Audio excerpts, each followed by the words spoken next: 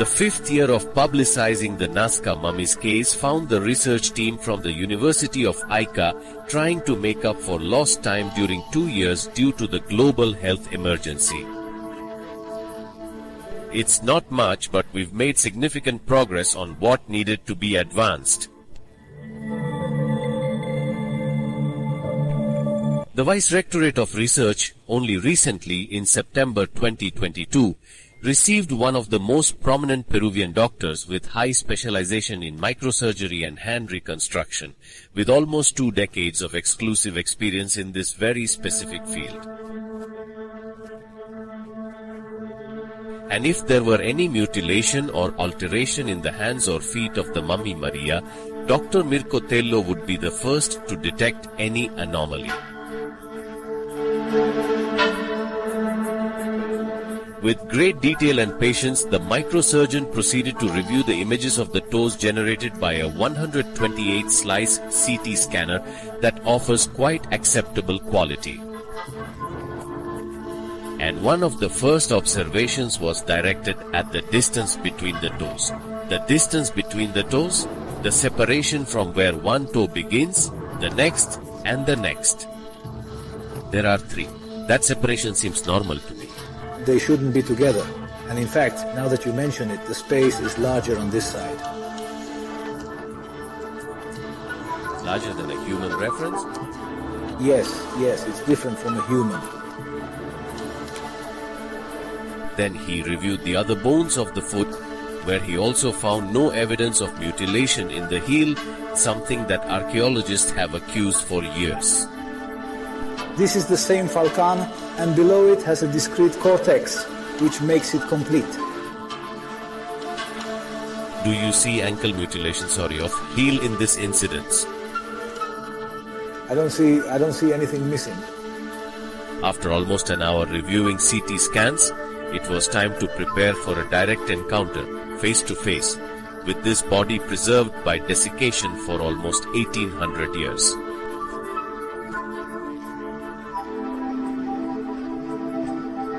You are going to witness one of the most important diagnoses that the controversial anatomy of these extremities has received, because it is a distinguished specialist who, in addition to his medical credentials and long specific experience, was also chosen by his colleagues to preside over the national association that represents them to society. For these reasons, we believe he is an authoritative voice that should be recorded. I would think that if you had to transform a current human foot into a foot like this, you would have to modify many things. It's too proportionate to think it has been manipulated in this part. That separation of the toes is not what a no could have either. No, but as the colleague says, if they were together, it would be more difficult to support. And, doctor, here you don't see, for example, any fissure. No, absolutely not. No. Because to make the modification, you necessarily have to do, as you say, some surgical intervention, right? Yes, this looks much more symmetrical, although we haven't seen cuts of the foot. Yes, you can learn the anatomy, but what I mean is making it so symmetrical, that's what I find amazing. I mean, even now I think we would fail trying to recreate it. Because to do this you would have to make cuts. Of course, additional ones, additional phalanges, of course. And make the union look natural, like here. That's something that even we wouldn't do so well.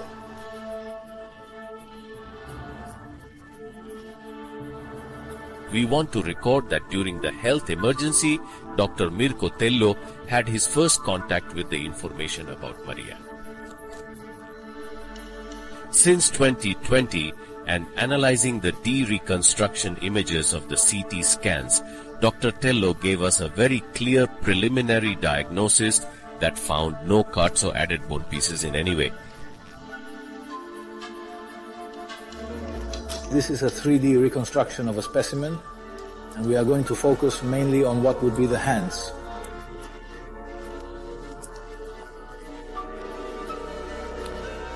Here we have the forearm, this is the radius, and this is the ulna, and then comes an area that is the carpal.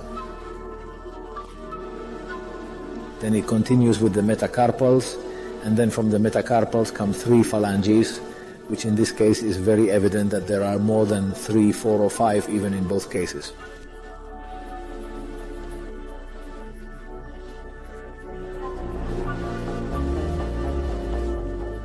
Likewise here 1, 2, 3, 4 and up to 5 segments. This is the left one.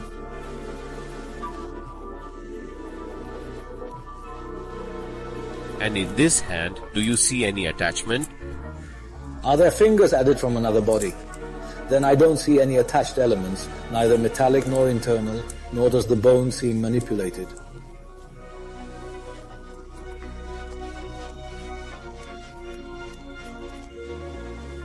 Now, that also needs to maintain the axis of the finger, which is something that catches my attention quite a bit. The fingers are very symmetrical, I was saying, both the size of one bone with the one that follows, they get a little smaller each time. They are also symmetrical in the width of each bone at the head, or where one bone ends and the other begins, the joints are very symmetrical.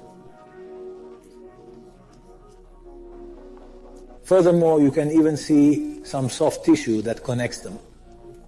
And this repeats constantly. The joints are very symmetrical from one bone ending to the next. That's hard to achieve. And finally, the axis of the whole finger, the way in which the finger is aligned from the base to the tip. And this makes it so that the 3 fingers appear parallel. And that repeats in both hands. The truth is that there aren't too many details.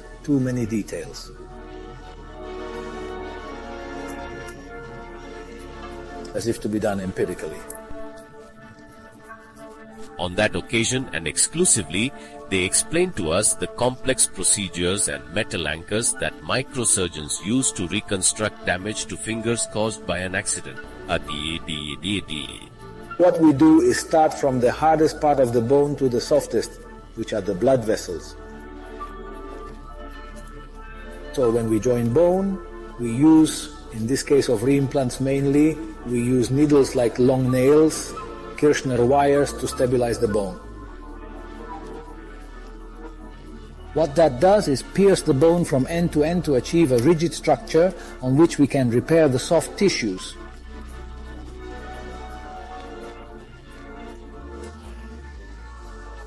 This is about hands and living beings. What would happen in a cadaver if someone wanted to add or attach fingers to a cadaver?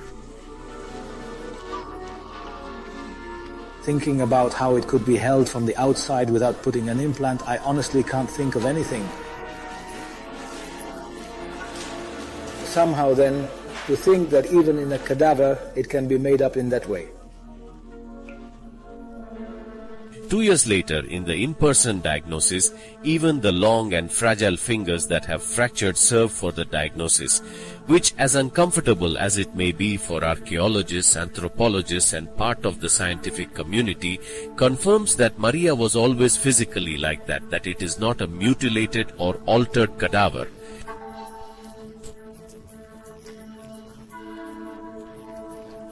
And her hands and feet could only have been created by nature without intervention of any kind.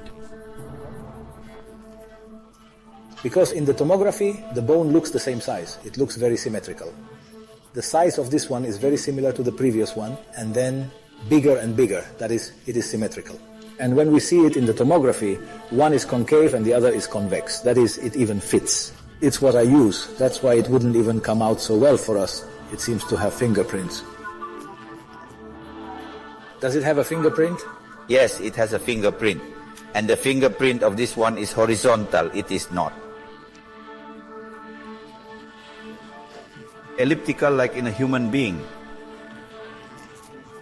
Well, now that you mention it, it's true. That is, it's not elliptical. But also in the foot they are more horizontal than concentric. Can you see it there, doctor? Can you see it there?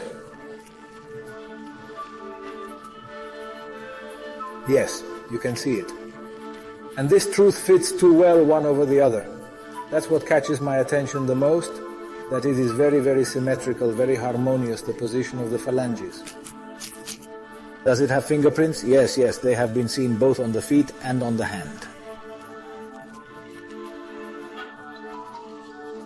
It could be added, let's say the finger could be opened on one side and phalanges could be added in that same skin. Stretch it to reach the end, no? No, without causing more alterations, neither pre nor post-mortem. It looks very coherent. Really, everything has the same characteristics. There is a lot of congruence between one bone and another. I have worked with hands for many years, not obviously on mummies, but there are parameters that I know how to recognize. Even today, it is very difficult for us to make a joint congruent. I have only seen it in nature, and when we have tried to imitate it, it doesn't work for us. Why? Because it is not nature. So I think it is quite coherent, congruent, what is here, and at some point, it will have to be contrasted with other findings and make this a stronger case.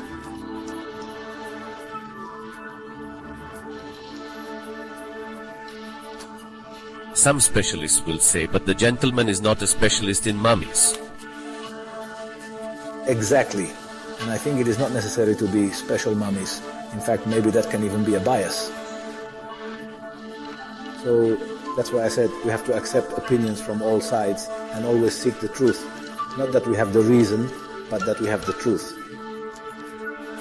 And we are going to do that among all of us. Why could they claim that these are manipulated, mutilated hands with added bones? Look, what I have always believed is that it works a lot to be very specialized in an area, and that is good. But there comes a point where the hammer declares everything. So you need to open up the panorama a bit and accept other opinions. Diagnoses like this are serving to remove the stigma created by disinformers, bureaucrats, communicators, and scientists with suspicious interests. In addition, they are allowing to ensure continuity in the research carried out by the University of Ica. We are also signing agreements with foreign entities that will allow us to advance in clarifying this truth. We are offering to the international scientific community so that they are rather interested in this. It would be about beings that have not been seen in any part of the world. It is a unique situation. Basically, the function of the university is to do research, and we are providing all the support necessary for any research that is done. And these findings mean that little by little we will keep moving forward, and at some point we will tell the whole world the truth or not of what we have. These first 5 years of research have been the most difficult, at times discouraging, and in other aspects rewarding. Because the preliminary diagnoses from 2017 disseminated by Gaia and Tercer Milenio continue to be confirmed. And because by decoding the mystery of the Nazca mummies we are making history. A history that challenges the established norms and forces us to rethink the foundations of the knowledge acquired by our species over hundreds of years.